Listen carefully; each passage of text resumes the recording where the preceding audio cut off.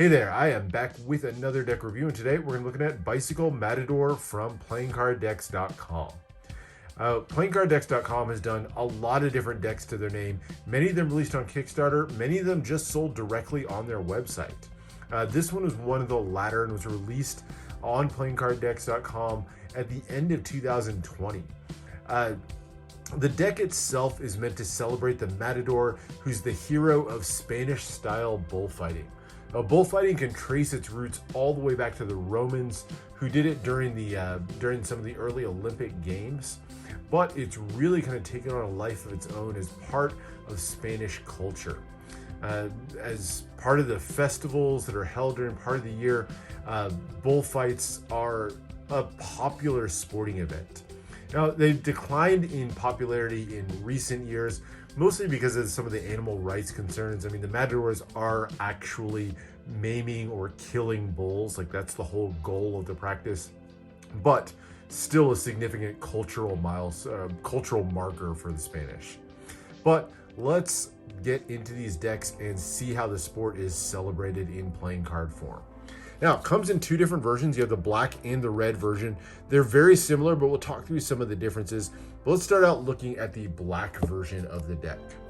All right, the tuck itself is kind of a standard glossy finish, very similar to what you find like on a retail bicycle deck, but does have plenty of custom artwork. Has black background and then sort of the gold ink, the classic bicycle arch across the front. And then in the center, you have sort of a portrait or a picture of a matador standing there with his espada, that sword that he ultimately uses to kill the bull.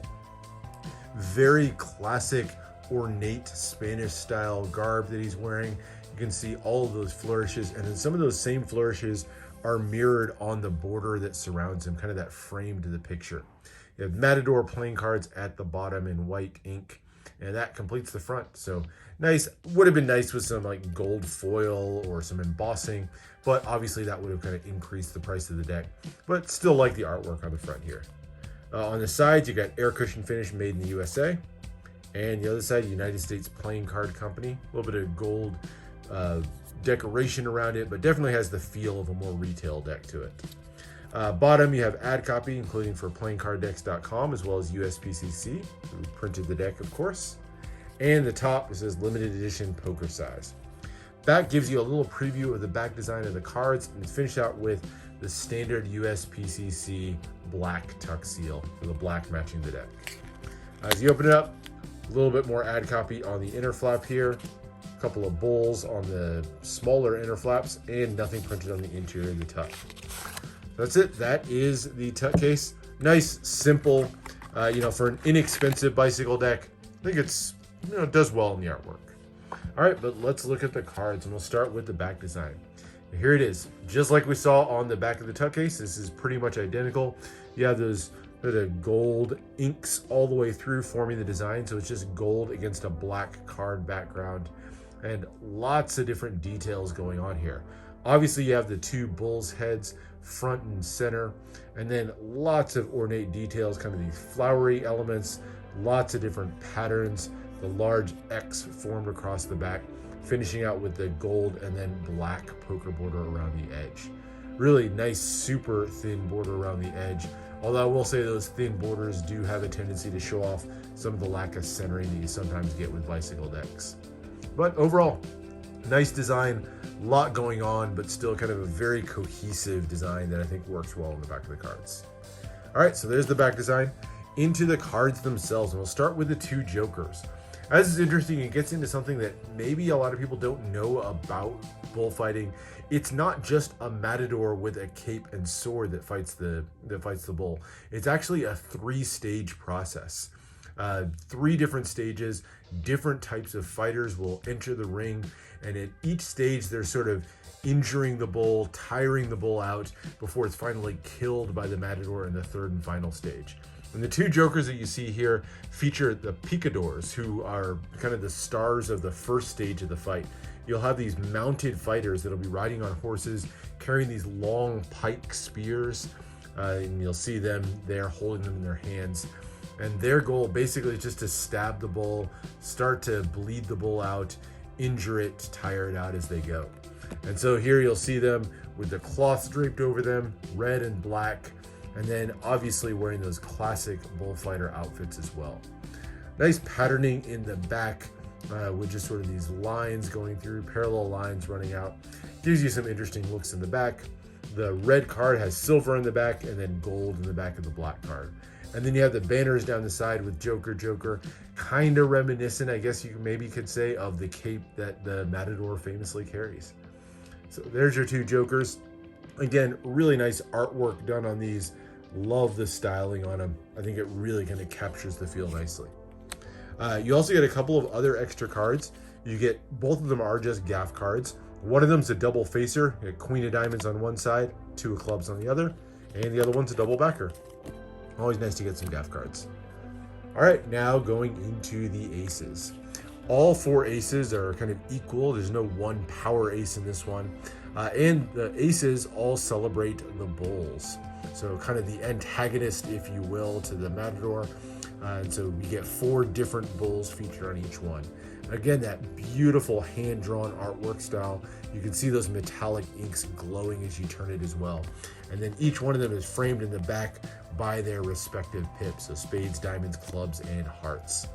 Nice, huge, ornate pips. You get the banners down the sides with extra little flower ornamentation on them, and a nice custom index and pip in the corner. Not the easiest pip and index to read, but still definitely recognizable, and have a lot of appreciation for the artwork on these. Really well done. So there's your four aces. The number cards are all fully custom as well. You get the styled custom pips that are outlined in gold, that same gold patterning in the back with those parallel lines, and then the banners running down the side with that pip and index. So beautiful design to these overall. I like these custom pips a lot. I think the background does well with them as well. As you go to the red cards, the gold's flipped out with silver, so you get silver metallic against the red. Another nice pairing. I like the color contrast on these. I think the pips are just really well done on these. And then into the clubs. Very ornate. Almost reminds me of like a fleur-de-lis as you look at the club pip.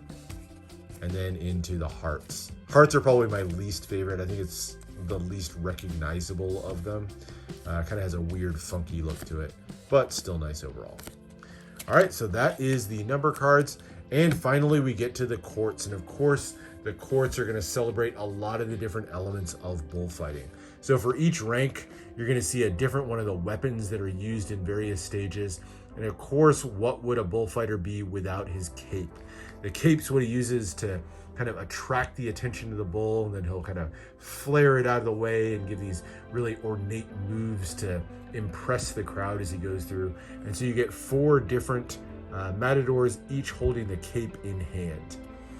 Again, love the art style on these. It's just really well drawn. The two-way courts, just a nice design overall. And of course, you get all that beautiful detailing from the suits that they wear. Just a lot going on. All right, then you go to the queens. So we talked about the picadors and the jokers with the first stage. The second stage is what's celebrated with the queen cards here. And you'll see this kind of long barbed dart. So these are called the banderilleros. The banderilleros would come in the second stage, and their goal was basically to stab the bull in the shoulders with these long barbed darts.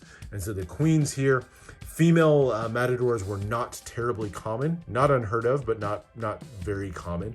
But you do get a look at some female bullfighters here, each with their barbed spear in hand. So very cool look to those. Like that they worked in the females here for the queens as well. And last but not least, we get to the kings, and the kings are the matador now wielding his sword, his espada. The espada is that kind of sharp, thin sword that he would use ultimately to stab the bull and strike that killing blow. And so the four kings celebrate four different matadors with their swords. And that's it. That is the deck overall. For handling, these are done with just a kind of a standard finish to them. Just like what you'd be used to with like a bicycle deck. They fan well, they handle really smoothly, so don't have any complaints on any USPCC or bicycle branded deck. They always handle really nicely, so no complaints on that front. uses of the deck, I think it'd be a great deck for gameplay. One that you could probably use for Magic. Fun little art deck to have out there, but I think for me, just a gameplay deck. But there are two different versions of the deck. That's the black version. Let's take a really quick look at the red version. There's not a lot of differences on this, but there are a few. Obviously, you'll get the different color on the tucks, red and silver instead of the black and gold that we're looking at. Different portrait of the Matador on the front, but the rest of the details are pretty much the same. And then as you open up the cards, you'll also notice the red tuck seal here instead of black. While I wish it wasn't a standard tuck seal, I do appreciate that they did swap out the black and red to match the decks. And then while the faces of the cards are exactly the same, you do get a swapped out back design to the card. So now it's red background with the silver ink. Personally, I like this one a lot more. I think that red and silver is a great combination together. Really shines and glows in the light. So of the two, I like the red deck better. But to me, I don't think you necessarily need to get both of the decks unless you're a completionist. Take the color you like best, get the one, because with the faces all being the same, don't really think it's needed to get both of them. But that's it. That is the look at Bicycle Matador from playingcarddecks.com. Not a bad deck at all, and being available in that sort of $10 price range, you can probably find them for even a little bit less. Definitely worth a look if you're into the art, if you like what you see. Not a bad deck and an easy sort of quick impulse purchase. Nice kind of relief to get a full custom, beautifully designed deck, especially with all the super expensive decks out there. Nice to get one at an affordable price. But that's it. That's the look at Bicycle Matador. Hope you enjoyed. Make sure to subscribe for more deck reviews and unboxings. Let me know what else you want to see, and I'll see you for the next one.